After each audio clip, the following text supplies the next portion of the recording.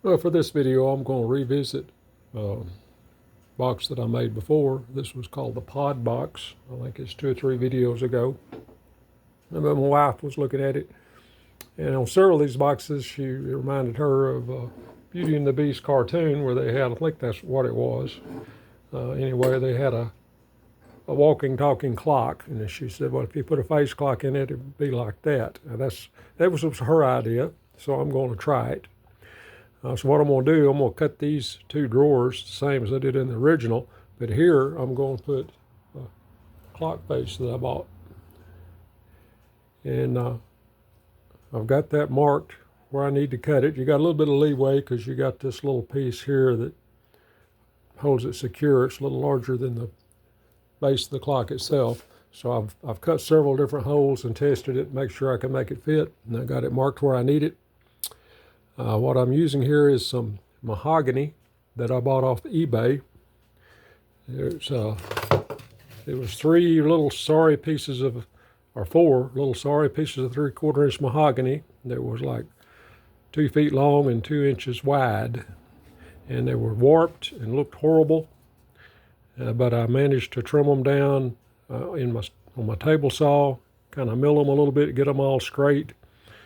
Come out a little less than 2 inches, of course, when I got through. And then they were kind of, one of them was a little bit twisted. I managed to glue them together and get them right. And then I've cut them multiple times to get down to what I want.